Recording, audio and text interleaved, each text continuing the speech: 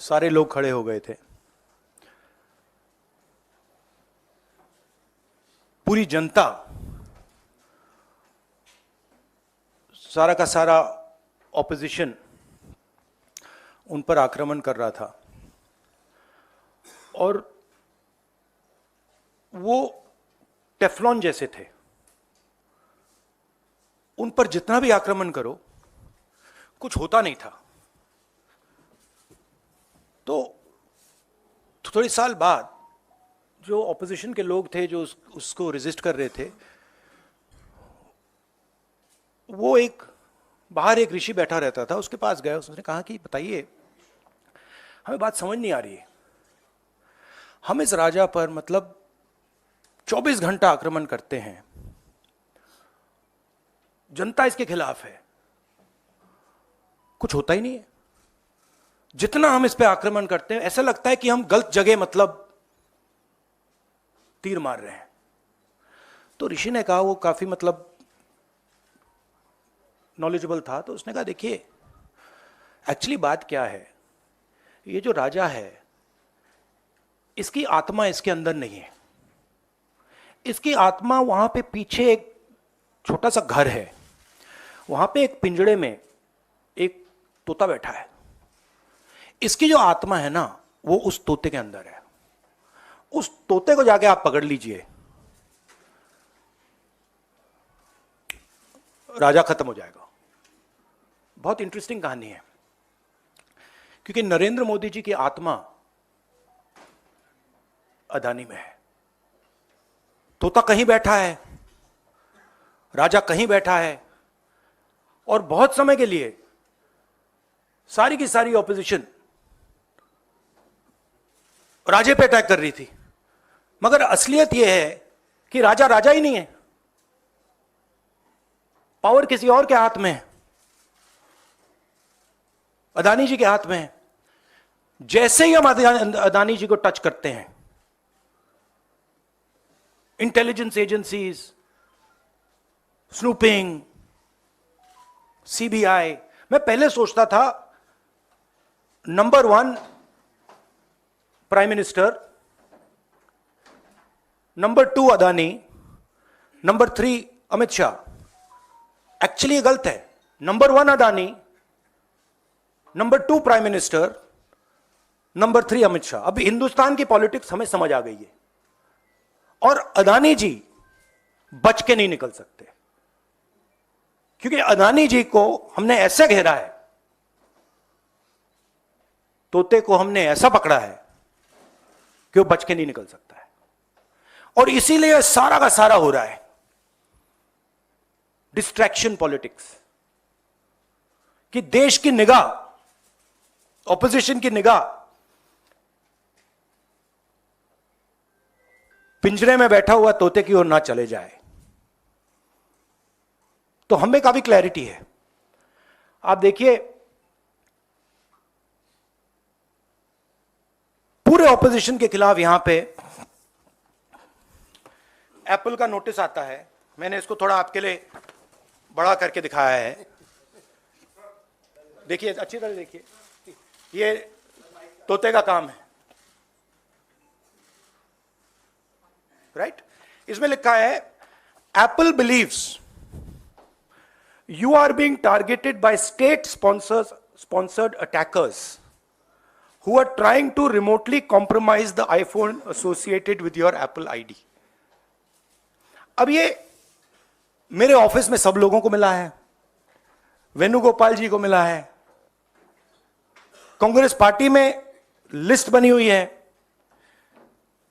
Pawan Khera, Supriya, Sitaram Yechury, Akhilesh Yadav, Priyanka Chaturvedi, Mahua Moitra, Raghav Chadha, TS Singhdeo, list है।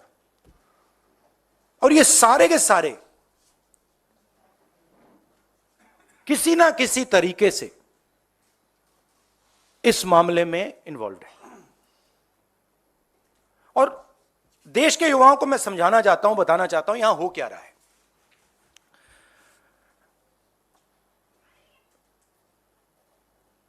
आपका ध्यान कभी इधर ले जाते हैं, कभी उधर ले जाते हैं, कभी इधर ले जाते हैं। आपके दिल के अंदर गुस्सा पैदा करते हैं, और जब आपके दिल में नफरत आती है, गुस्सा आता है, जो आपका भविष्य है, जो इस देश की पूंजी है, जो इस देश का धन है, उसको उठा के ये लोग ले जाते हैं। अदानी जी को हिंदुस्तान के पोर्ट्स पकड़ा दिए, हिंदुस्तान के एयरपोर्ट्स पकड़ा दिए। मुंबई एयरपोर्ट चाहिए था, सीबीआई ईडी का प्रयोग किया, मुंबई एयरपोर्ट दे दिया। एग्रीकल्चर में कानून बना दिए अदानी जी के लिए, फूड ग्रेन्स की स्टोरेज उनके हाथ में, इंफ्रास्ट्रक्चर उनके हाथ में, आप सड़कों पे चलते हो, सीमेंट उनके हाथ में। तो पूरा का पूरा देश ये 3-4 लोगों को पकड़ा रहे हैं। नुकसान किसका हो रहा है? हिंदुस्तान के युवा का हो रहा है। आपसे ये कहते हैं कि आप जाइए पढ़ाई कीजिए, आप जाइए आईएएस बनिए, आप जाइए इंजीनियर बनिए। आप में से 1% इंजीनियर बनेगा, 1% डॉक्टर बनेगा, 0.0000001% आईएएस बनेगा। तो ये आपको झूठे भविष्य का वायदा करते हैं, और जो आपका धन है आपके आंखों के सामने आपसे छीन के ले जा रहे हैं। यह हिंदुस्तान की आज सच्चाई है। कम लोग हैं जो इसके खिलाफ लड़ रहे हैं, मगर हम डरने वाले नहीं हैं, हम लड़ने वाले लोग हैं, हम पीछे नहीं हटेंगे। जितनी टैपिंग करनी है कर लो, कोई फर्क नहीं पड़ता, मुझे तो कोई फर्क नहीं पड़ता। अगर आपको मेरा फोन चाहिए मैं दे देता हूं, आपको उठा के ले लो। अब आपके कोई सवाल हो तो पूछिए। इंग्लिश। अच्छा, नहीं, हिंदी में थोड़ा एक लाइन और। हिंदुस्तान की जो भविष्य है, उसके लिए सबसे जरूरी चीज न्याय है। अगर इस देश में, इस देश की जनता को, इस देश के युवाओं को न्याय ना मिले तो यह देश आगे नहीं बढ़ सकता है। और मैंने बहुत बार बोला है, और मैं बोलता रहूंगा, और हम ये काम करके दिखा देंगे कि कास्ट सेंसस के बिना इस देश के युवाओं को न्याय नहीं मिल सकता। और ये पूरा का पूरा डिस्ट्रैक्शन जो हो रहा है, जब अदानी जी पैसा चोरी करते हैं, किससे चोरी करते हैं? देश की आम युवा से चोरी करते हैं, पिछड़ों से चोरी करते हैं, दलितों से चोरी करते हैं, आदिवासियों से चोरी करते हैं। जब अदानी जी कोयले में, ऑस्ट्रेलिया में जब नाव चलती है, यहां आती है, जब वो ओवर इनवॉइसिंग करते हैं, तो अदानी जी किसकी जेब से चोरी कर रहे हैं पैसा? जो आप बिजली खरीदते हो उसमें अदानी टैक्स है, ट्रेन में आप जाते हो उसमें अदानी टैक्स है, फ्रेट घूमता है उस पर अदानी टैक्स है। टैक्स किससे, कहां से आ रहा है? पिछड़ों की जेब से, दलितों की जेब से, आदिवासियों की जेब से, गरीब लोगों की जेब से, छोटे व्यापारियों की जेब से, और पूरा का पूरा ट्रांसफर इनकी जेब में हो रहा है। In English, brother. See, there's a beautiful story, old Indian story. There was a king, very nasty king, and he was attacking everybody, stealing from everybody. Everybody was disturbed, and his opposition would keep trying to fight him. Nothing would happen to the man. They'd keep attacking. They're very confused. Why is nothing happening to this man? What is going on? And this went on for a couple of years, and then after some time, there was this wise man who used to do dhyan outside. And so they went to him and they said, what is going on? We keep attacking this man. Every day we attack this man, nothing happens to this man. And the gentleman said, look, the reason is that this man's soul is actually somewhere else. The frame, the image is of the king. But jo iski atma hai, the soul is somewhere else. So they asked him, where is the soul? And he said, the soul is there in a village in the corner. If you go, there's a little cage, and inside that cage there is a parrot. And if you go and you kill that parrot, the king will fall. Right? And that is exactly what is going on here. Mr. Narendra Modi's soul is Mr. Adani. Right? And no matter how much we attack Mr. Narendra Modi, it doesn't have an effect. Because the soul is somewhere else. And now we've understood this. We've understood that the soul is there in the parrot. And now we are attacking the soul. And that is why all this is going on. That is why Apple is sending messages. Your phone is being targeted by state-sponsored attackers. Right? I used to think that, there's a ranking. People say, press people say, number one, number two. Number one, Mr. Modi. Number two, Mr. Amit Shah. And actually, the ranking is slightly different. It's number one, Mr. Adani. Number two, Mr. Modi. Number three, Mr. Amit Shah. The country will soon realize that the Prime Minister is employed by Mr. Adani and works for Mr. Adani. Right? The examples of this are clear. Bombay Airport that is owned by somebody else. State-sponsored agencies attack the owner. He surrenders the airport to Mr. Adani. Mr. Adani is over-invoicing coal from Australia. It leaves Australia, it arrives in India, the prices doubled. No inquiry. Nothing. No ED, no CBI, nothing. Who's paying for it? When we are using electricity, poor people of this country using electricity, we're giving Adani tax. We're going in the railways, we're giving Adani tax. So it's very clear what is going on. Right? The wealth of the Indian people is being stolen from them.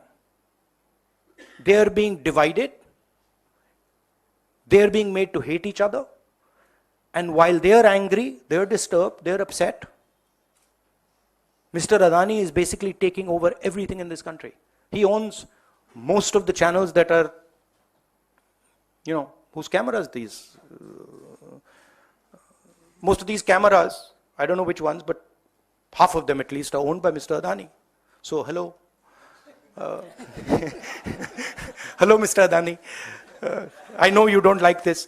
I know you don't like this type of activity, but I must tell you that you are creating a huge amount of anger against yourself in this country. The common masses of this country are getting to understand what is going on. And it's my duty as a politician, as an opposition politician, to tell the truth about what is happening in India. So if you have any questions. Yeah, Anand. After Pegasus, we have seen this again snooping on the phones of several of the Congress leaders and opposition leaders. So what's your next step? Whether will you go to take legal recourse or something like this? No, the last inquiry, the last Pegasus inquiry, where, my name was also there, that sort of disappeared, right? So that tells you the situation in the country. Our job as opposition is to make people understand what is going on. And I'm very happy that more and more people are understanding what is going on. It's very clear. And this is clearly a sign of panic, right? This is clearly, this is not just one person, this is the whole opposition. So this is obviously, this is not done by somebody who's not scared, or this is not done by somebody who's honest or who believes in themselves. This is the work of criminals, of thieves. Only thieves and criminals would want to do this. Rahul ji, अभी आपने एक बड़ा खुलासा किया, आपने कहा कि देश में अडानी सरकार चल रही है। आपकी बातचीत का वो लब्बो लुआब था। तो लोकतांत्रिक देश में आप एक वोटिंग के जरिए सरकारें बदल सकती हैं, तो मोदी सरकार तो आप बदल सकते हैं, लेकिन अडानी सरकार कैसे बदलेंगे? ये बड़ा इंटरेस्टिंग प्रॉब्लम है। आइडियाज है मेरे पास नहीं तो कुछ अगर शेयर कर पाए कि ये नहीं, कैसे? शेयर ऐसे आइडिया शेयर नहीं करते हैं। टाइम आएगा तो दिखाएंगे अडानी सरकार कैसे बदली जाती है। बट आपने बहुत गहरी बात बोली है। अडानी जी, ये मत सोचिए कि अडानी जी सरकार बदलने से हट जाएंगे, नहीं। मगर जिस तरीके का मोनोपोलाइजेशन हिंदुस्तान में हो रहा है, और अडानी जी उसके सिंबल हैं, सबसे बड़े सिंबल हैं एंड बिल्कुल ब्लेटेंट सिंबल हैं, उससे देश को जबरदस्त नुकसान हो रहा है। उससे हमारी डेमोक्रेसी टूट रही है, हमारे लोगों का पैसा चोरी हो रहा है, हमारे इंस्टीट्यूशंस कोलैप्स कर रहे हैं। तो बीजेपी की सरकार और बीजेपी का जो फाइनेंशियल सिस्टम है वो डायरेक्टली लिंक्ड है इनके साथ। बट चुनाव जीतने से प्रॉब्लम रिजॉल्व नहीं होगा। प्रॉब्लम रिजॉल्व करने के लिए और दवाई देनी पड़ेगी। Mr. Gandhi, this side, sir. This side. This.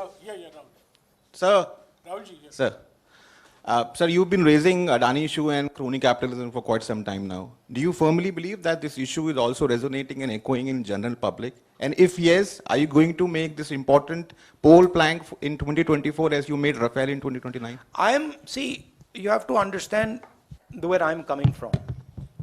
Okay? I am defending what I consider to be the idea of India. Okay? I believe a free press. I believe independent institutions. I believe fair business practices. These are all the idea of India. And I am defending that idea. And I'm defending that idea how? With the truth. Right? I have a habit of telling the truth. I like speaking the truth. It gives me happiness and joy. Right? And that is what I'm doing.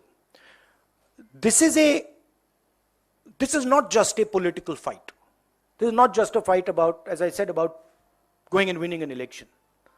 This is a much deeper fight. One step is winning an election, and I'm confident that you will see in the next state elections the results, right? But it is a deeper problem. We were enslaved. Please remember, all the young people in this country, please remember, we were enslaved by a monopoly. We became slaves of a monopoly. It was called the East India Company. It was a foreign monopoly. It had partners in India. And we are being enslaved by a monopoly again. So we are fighting actually for the independence of this country. Many people are not realizing this right now. You will come to realize it. But what is going on is a continuation of the freedom struggle, the fight against monopoly capital which made our country into a slave country.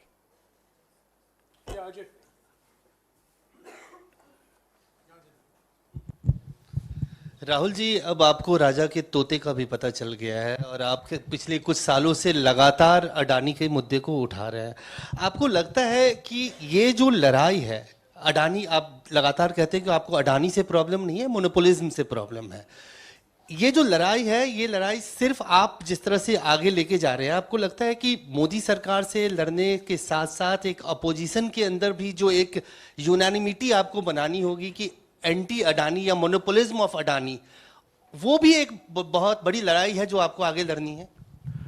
हाँ, सही बात है। But देखिए, जिस level का monopolisation हो रहा है, ठीक है, उससे सारे लोगों पर असर पड़ रहा है। आप झिझक के क्वेश्चन पूछ रहे हो, जनरली आप नहीं, बट जनरली जो आप थोड़ा घबरा के क्वेश्चंस पूछते हो, उसी मोनोपोली का असर है, ठीक है। कोई गैस सिलेंडर 1,000 रुपए का दे रहा है, उसका लिंकेज है कोयले से, उसका भी कारण मोनोपोली अदानी। एयरपोर्ट में अदानी, माल अंदर आता है हिंदुस्तान में अदानी। तो मोनोपोली का इफेक्ट सिर्फ पॉलिटिकल लोगों को नहीं हो रहा है। हिंदुस्तान दो भागों में बट रहा है, एक प्रो मोनोपोली, एक एंटी मोनोपोली। जो अदानी जी के खिलाफ बिजनेस वाले लोग हैं वो भी इस बात को समझ रहे हैं, दे आर एंटी मोनोपोली। तो देश दो पार्ट्स में डिवाइड हो रहा है, pro monopoly, pro Adani control, and anti monopoly, pro people control. ठीक है, उसमें जनरली जो ऑपोजिशन की पोजीशन है, ब्रॉड जो पोजीशन है, वो एंटी मोनोपोली कंट्रोल है। राहुल जी नमस्कार। हाँ,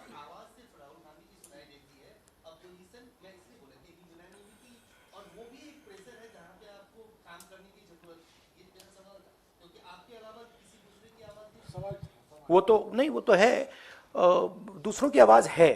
इट इज नॉट दैट दूसरों की आवाज नहीं है। आप लोग थोड़ा ज्यादा मेरे ऊपर फोकस कर जाते हो। राहुल जी नमस्कार। राहुल जी नमस्कार। इधर नहीं नहीं नहीं, मैं अकेला नहीं हूं। ये एक कॉन्सेप्ट है, एक आइडिया है, हिंदुस्तान का एक आइडिया है।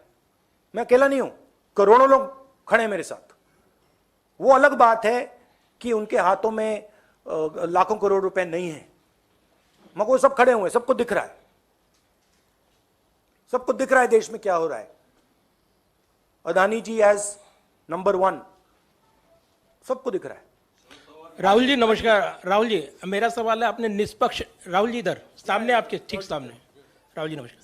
अब मेरा सवाल है, जिस तरीके से निष्पक्ष न्याय का आपने जिक्र किया है और उसमें भागीदारी रिजर्वेशन को लेकर ओबीसी का आपने जिक्र किया है, कल एक फैसला आया सुप्रीम कोर्ट का, क्या आपका ये जो बयान है इससे जुड़ा हुआ है, या कैसे न्याय कैसे निष्पक्ष सुनिश्चित हो, भागीदारी क्या न्यायपालिका में भी, क्या आप उसका जिक्र करें? आरक्षण का ये इशू स्पष्ट कीजिए, ये क्योंकि देखिए, मराठा आरक्षण को लेकर भी लड़ाई एक सिंबल है। अदानी जी एक सिंबल है। जैसे आपने कहा, मेरा पर्सनली अदानी जी के खिलाफ कुछ नहीं है, ठीक है। मैं स्ट्रक्चर को देख रहा हूं और मुझे स्ट्रक्चर में प्रॉब्लम दिख रही है। अगर अदानी जी का कोई और नाम होता तो मैं उसके बारे में बोलता। तो Adani ji has become a symbol of monopolisation of India, and monopolisation अब सब जगह पहुंच गया है। देखिए, पहले मोनोपोलाइजेशन बिजनेस में था, अब मोनोपोलाइजेशन रेलवेज में आ गया, ट्रांसपोर्ट में आ गया, पोर्ट्स में आ गया, एयरपोर्ट्स में आ गया, यहां आ गया, ईडी सीबीआई में घुस गया। Adani is controlling ED and CBI, brothers, right? Bombay airport, he got Bombay airport by controlling CBI and ED, so he's controlling the country. So that is my problem, number 1. अब main बात क्या है कि number 1 Adani monopoly, number 2 monopoly जो देश के पिछड़े लोग हैं, दलित लोग हैं, आदिवासी लोग हैं, उनका सरकार को चलाने में उनका रोल ही नहीं है। मैंने उस दिन आपसे पूछ दिया, शायद पूछना नहीं था, बट इसमें इस कमरे में कितने पिछड़े लोग बैठे हैं? नहीं, अब आप बैठ गए, आए हो, पता नहीं स्पेशल इनवाइट, बट एक, ठीक है, आप एक हो ना, ठीक है। आपकी आबादी कितनी है हिंदुस्तान में? कितनी होगी? ओके, अब आप देखिए, आप हैं रिपोर्टर्स। अब आप मुझे बताइए, इंडिया के जो टॉप मीडिया कंपनीज हैं, जो आपको कंट्रोल करती हैं, उनमें से ओबीसी सीईओज कितने हैं, दलित सीईओज कितने हैं, आदिवासी सीईओज कितने हैं, ओनर्स कितने हैं? Zero, zero. अब this is a huge problem for the country. This is another type of monopoly. So these two monopolies are connected. Adani's monopoly and caste census are directly connected. And what I'm trying to do is show the connection to the people of India. कि ये connected है, कि यहां पे 90 लोग हिंदुस्तान को चलाते हैं, उसमें 3 पिछड़े हैं, पिछड़ों की आबादी 50%, बजट का कंट्रोल 5%, आदिवासियों की आबादी 12%, कंट्रोल 0.01%, मतलब 100 रुपए में से 10 पैसे, दलितों का कंट्रोल 1%, 100 रुपए में से 1 रुपया. तो दिस इज नॉट एक्सेप्टेबल. अगर हम मतलब सुपर पावर की बात कर रहे हैं, देश की प्रगति की बात कर रहे हैं, तो ये स्ट्रक्चर एक्सेप्टेबल ही नहीं है. इसीलिए मैं कास्ट सेंसस का सवाल उठा रहा हूं. And caste census is what? It's x-ray. हम ये भी नहीं कह रहे हैं कि एक्शन क्या लेना, हम ये कह रहे हैं भैया पहले एक्सरे लो, पता लगाओ इस देश में अदानी कितने हैं, पिछड़े कितने हैं, दलित कितने हैं, आदिवासी कितने हैं. एक बार डेटा आ जाएगा, उसके बाद हम जो हिंदुस्तान के डेवलपमेंट के नेक्स्ट स्टेप है, रेवोल्यूशनरी स्टेप है, उसको हम शुरू कर सकेंगे. तो ये मेरा मेन पॉइंट है. अरुण हाँ, अरुण हेलो, ये सब सिम्टम्स है ना, ये सारे के सारे मोनोपोली के सिम्टम्स हैं. और कुछ मतलब पूरा का पूरा एक आदमी कंट्रोल कर रहा है. ठीक है, आप हिंदुस्तान के युवाओं को क्या ऑप्शन देते हो? ऑप्शन देते हो आईएएस, कितने बनेंगे? 300 बनेंगे, 400 बनेंगे हर साल. फिर ऑप्शन देते हो इंजीनियर,